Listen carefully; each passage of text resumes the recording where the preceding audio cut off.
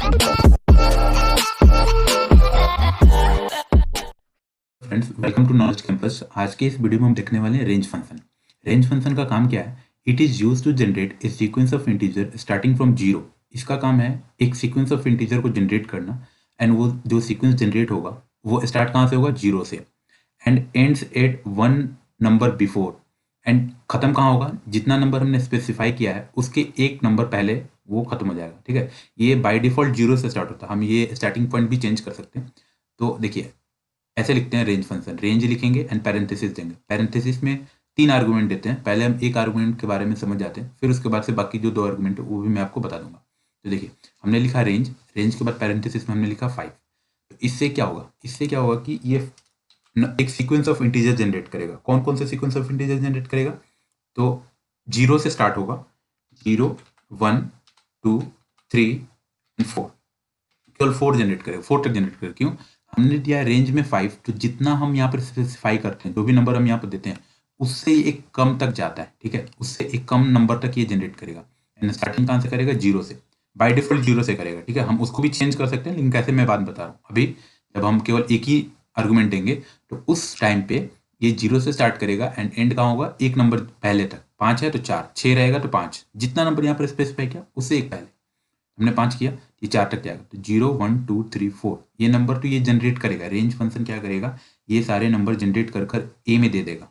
ठीक है, अब ये जो नंबर है, ये सारे नंबर ए में है। अब हमें क्या करना है? इस नंबर को एक्सेस करना है। एक्सेस करने के लिए हमें यूज करना पड़ेगा इनका इंडेक्स। इंडेक्स मतलब कि ये जितने नंबर हैं ये एक फिक्स इंडेक्स पर अवेलेबल होंगे। ठीक है, पहला नंबर का इंडेक्स इंडेक्स भी स्टार्ट होता है जीरो से। ठीक है, इंडेक्स स्टार्ट होगा आपको जीरो से। तो ये पहला नंबर होगा जीरो इंडेक्स पे, सेकंड वाला नंबर होगा 1 इंडेक्स पे, थर्ड वाला नंबर होगा 2 इंडेक्स पे, फिर 3 इंडेक्स, फिर 4 इंडेक्स। तो देखिए, नंबर हमारा है 0 1 2 3 4, एंड जो इंडेक्स है, पहले नंबर का इंडेक्स 0, दूसरे नंबर का इंडेक्स 1, तीसरे नंबर का इंडेक्स 2, थर्ड नंबर का 4 number index third, and fifth position का इंडेक्स 4। अब ऐसा मन समझना कि जो इंडेक्स है वही नंबर है, जो नंबर होगा वही इंडेक्स होगा, ऐसा नहीं। यहाँ पर नंबर हमारा भी हुआ है, इसकी वजह से ये हो रहा है। नंबर हमारा जो कुछ हो, नंबर हमारा चेंज हो सकता है, लेकिन इंडेक्स हमारे जीरो से स्टार्ट होगा। ठीक है, तो अभी ये वाला मैं अभी दूसरा एग्जाम्पल दूंगा, आपको और समझ में आ जाएगा। तो अभी तो फिलहाल ये समझिए कि रेंज फंक्शन की वजह से हमारे पास ये सारे नंबर जनरेट हुए होते हैं। जितना नंबर हम स्पेसिफाई करेंगे उससे कम नंबर तक जनरेट होगा, एंड वो सारे नंबर हमें ए में मिल जाता है। अब हमें ये सारे नंबर को अगर एक्सेस करना है तो हमें इसको इंडेक्स के हेल्प से एक्सेस करना पड़ेगा। कैसे? हमें लिखना होगा प्रिंट। प्रिंट की वजह से हमारा क्या होगा? वो मैसेज प्रिंट हो जाएगा। एंड एक्सेस करने के लिए लिखना होगा जो जिस ए में जा रहा है ना ये सारे फंक्शन नंबर, तो ए एंड स्क्वायर ब्रैकेट लगाकर हमें इंडेक्स को स्पेसिफाई करना होगा। तो जीरो अगर इंडेक्स करेंगे तो जीरो इंडेक्स पे, अगर हमने इंडेक्स का वैल्यू जीरो दिया तो जीरो इंडेक्स पे जो नंबर होगा वो हमें मिल जाएगा। तो जीरो इंडेक्स पर क्या है? जीरो। इसी तरह हमें कहाँ क्या क्या लिखना है? हमें इंडेक्स लिखना है 1, हमें इंडेक्स लिखना है 2, हमें इंडेक्स लिखना है 3, एंड इंडेक्स लिखना है 4। तो इससे क्या होगा? हमारे जो नंबर जो जनरेट हुए हैं वो प्रिंट हो जाएंगे। अब मैं क्या करता हूँ, एक ये प्रिंट करता हूँ कि जो हमारा जो ए है उसका टाइप क्या है। ठीक है, टाइप ऑफ ए मतलब वो किस किस डेटा टाइप का वो आ रहा है। दूसरा, अगर हम केवल ए प्रिंट करते हैं, केवल ए, जिसमें ये रेंज जो हमें जनरेट करके दे रहा है नंबर ए, अगर केवल हम ए प्रिंट करते हैं तो क्या आता है, ये हम चीज़ देखते हैं, 3 चीज़। ठीक है, तो अब हम इसको मैंने सेव कर दिया, यहाँ पर हम रन करते हैं पाइथन KC15, हमारा फाइल का नाम है KC15.py।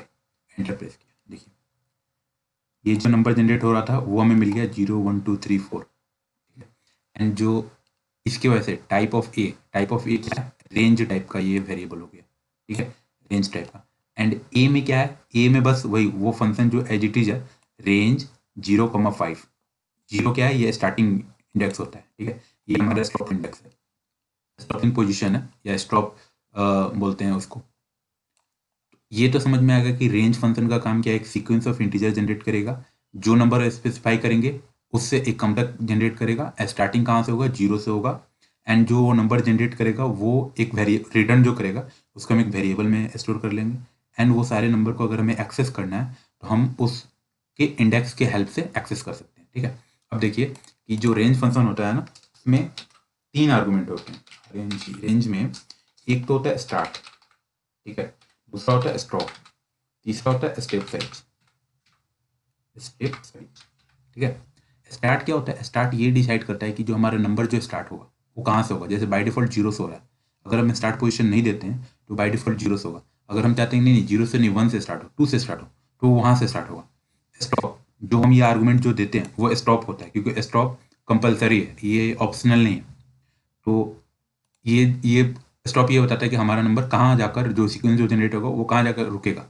लेकिन जो रुकेगा, जो हम स्पेसिफाई करेंगे स्टॉप पोजीशन पे, उसके एक नंबर पहले रुकेगा। अगर हमने 10 दिया है तो 10 के पहले एक 9 पे जाकर रुकेगा, ठीक है।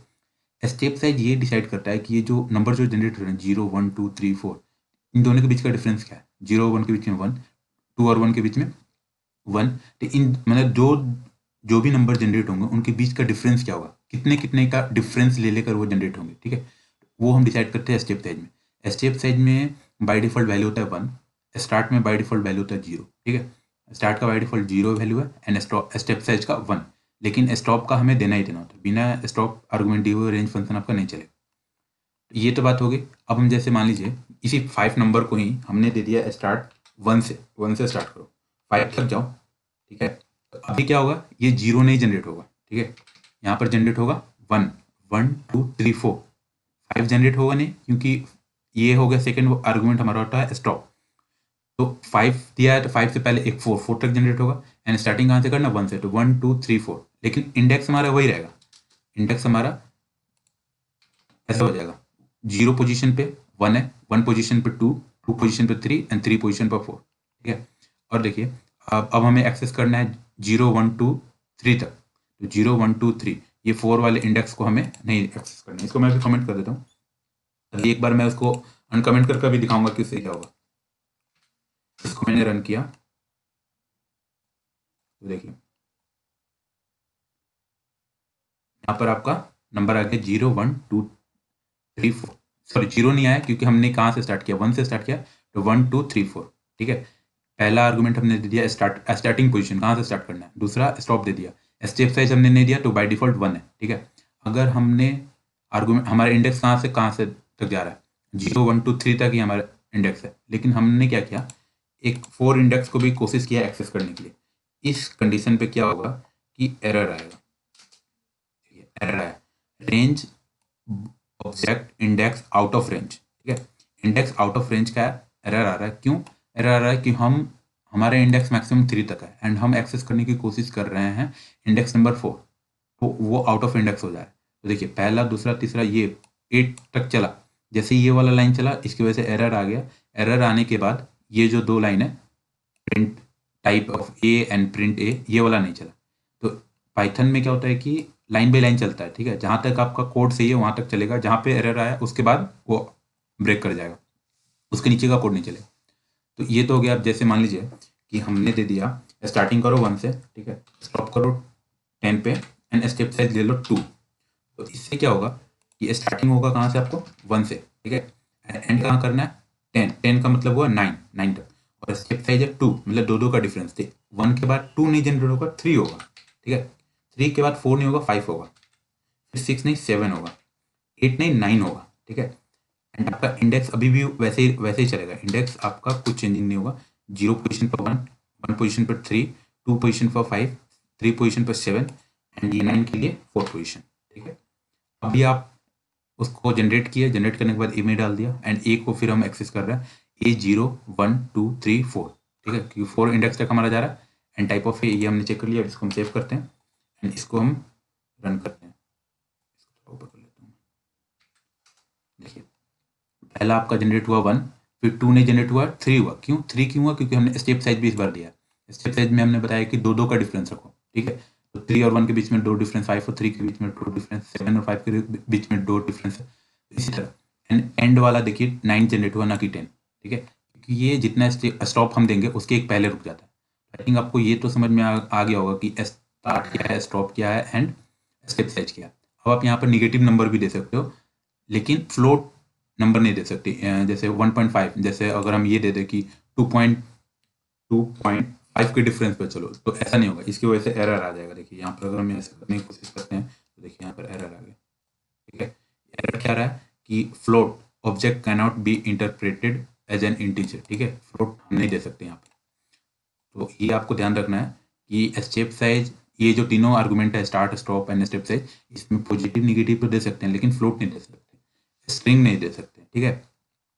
अब जैसे मान लीजिए कि हमें अगर निगेटिव इंटीजर पास करना है, अगर हमें ये करना है कि स्टार्टिंग हमारा 100 से हो, 100 नहीं, 100 ज़्यादा हो जाएगा, 10 से हो, ठीक है, एंड स्टॉप हमारा 1 पे हो, ठीक है, एंड नहीं, 10 से -10 से कर देते हैं, -10 से स्टार्ट हो, ठीक है, स्टॉप 1 पे हो, एंड स्टेप साइज हमारा क्या होना चाहिए, 2 के डिफरेंस पे। तो इससे क्या होगा, सबसे पहले हमारा जनरेट होगा -10, फिर जनरेट होगा 2 के डिफरेंस पे, ठीक है, तो -8, फिर -6, फिर -4, फिर -2, फिर -2 के बाद -1 नहीं होगा, फिर 0 हो जाएगा आपका, लेकिन 0 के बाद 1 नहीं होगा क्योंकि ये हमने स्टॉप दिया है 1, ठीक है, 1 के पहले वाला डिजिट क्या होगा, 0 तक जाएगा वो, एंड इंडेक्स हमारा अभी भी वही रहेगा, 0 पोजीशन पर ये हो गया, 1 पोजीशन पर ये हो गया, 2 पोजीशन पर ये हो जाएगा, 3 पोजीशन पर ये हो जाएगा, 4 पोजीशन पर ये, एंड 5 पोजीशन पर 0। एंड हमें क्या करना होगा, एक और इंडेक्स में करना होगा 5 पोजीशन पे। हमने क्या किया, सेव किया, अब हम इसको यहाँ पर रन करते हैं, देखिए -10, -8, -6, -4, -2 एंड 0, ठीक है। ये तो इसकी वजह से आ रहा है कि हमने लिखा है कि वो टाइप ऑफ ए क्या है एंड उसका रेंज में जो भी हमने लिखा था, पहले स्टार्ट पोजीशन, फिर स्टॉप, फिर ये इंडेक्स, ठीक है। आप यहाँ पर नेगेटिव भी दे सकते हो, पॉजिटिव भी दे सकते हो, लेकिन फ्लोट नहीं दे सकते। अभी आप अगर आपको ऐसा करना है कि 10 से जाए 1 तक, ठीक है, -2, 10 से स्टार्ट हो 1 तक जाए एंड -2 पे, तो 10 होगा, ठीक है, -10 के बाद 8 होगा, 8 के बाद 6 होगा, 6 के बाद 4 होगा, 4 के बाद 2 होगा, ठीक है, 2 के बाद 1 नहीं होगा क्योंकि 1 के पहले जो डिजिट होगा क्या होगा, 1, 2, 1 के पहले 2 होगा, तो 2 तक ही जनरेट हो पाएगा। इंडेक्स हमारा 0, 1, 2 एंड ये 3, एंड ये इंडेक्स हो जाएगा 4, एंड ये 5 वाला इंडेक्स हमें नहीं चाहिए, एंड 5 वाला इंडेक्स होगा जनरेट ही नहीं होगा, अगर हम इसको लाएंगे तो एरर आ जाएगा हमारा। हम इसको रन करते हैं, तो देखिए 10, 8, 6, 4, 2, ठीक है, एंड ये रेंज वाला जो हमने प्रिंट किया वो आ गया। तो आई थिंक आपको इससे क्लियर हो गया होगा कि रेंज फंक्शन क्या करता है। रेंज फंक्शन एक सीक्वेंस ऑफ इंटीजर जनरेट करता है जो इसमें स्टोर हो जाएगा, रेंज फंक्शन रिटर्न करेगा, उसको स्टोर कर लेंगे एक वेरिएबल में। पहला आर्गुमेंट हमारा स्टार्ट होगा, फिर स्टॉप होगा, फिर स्टेप साइज। स्टार्ट ये बताता है कि हमें स्टार्टिंग कहाँ से करना है, स्टॉप ये बताता है कि हमें जो सीक्वेंस जनरेट होगा वो स्टॉप कहाँ पे होगा, लेकिन जो स्टॉप हम पोजीशन स्पेसिफाई करेंगे उससे एक पहले पर रुकेगा वो, ठीक है। स्टेप साइज ये बताता है कि जो सीक्वेंस होंगे, जो भी सीक्वेंस जनरेट होंगे उनके बीच में गैप कितना होगा। स्टार्ट एंड स्टॉप ऑप्शनल है, इसका बाय डिफॉल्ट स्टार्ट का वैल्यू 0 होता है, start and step size optional है, स्टॉप तो कंपलसरी है ही। स्टार्ट का बाय डिफॉल्ट वैल्यू 0 होता है एंड स्टेप साइज का बाय डिफॉल्ट वैल्यू 1 होता है। स्टॉप हमें देना ही देना होता है, जैसे हमने पहले 5 देखा था, एंड अभी हमने तीनों आर्गुमेंट दे दिया। पॉजिटिव नेगेटिव वैल्यू आप दे सकते हो, एंड इसके बाद आपको क्या करना होगा, इंडेक्स की हेल्प से एक्सेस करना होता है, ठीक है। तो आई थिंक आपको इस वीडियो में समझ में आ गया होगा कि रेंज फंक्शन का क्या यूज़ है। इसकी वजह से सीक्वेंस तो जनरेट होता है। अभी सीक्वेंस को हम कैसे यूज कर सकते हैं वो आपको अच्छे से समझ में आएगा। फॉर लूप में यूज कर सकते हैं, या एरे जो होता है उसके इंडेक्स को जनरेट करने के लिए यूज कर सकते हैं, स्ट्रिंग में यूज कर सकते हैं, तो बहुत सारी यूज हैं। तो अभी तो मैंने बस ये रेंज फंक्शन समझा दिया है ताकि जब मैं उस वक्त यूज करूँ तो आपको अच्छे से ये चीज़ समझ में आए। तो इस वीडियो में इतना ही। अगर आपको ये वीडियो अच्छा लगा एंड ये सारी चीज़ें समझ में आए तो इस वीडियो को लाइक करें एंड चैनल को भी सब्सक्राइब करें ताकि नेक्स्ट आने वाले वीडियो का नोटिफिकेशन आपको मिल सके। इस वीडियो को देखने के लिए आपका बहुत बहुत धन्यवाद।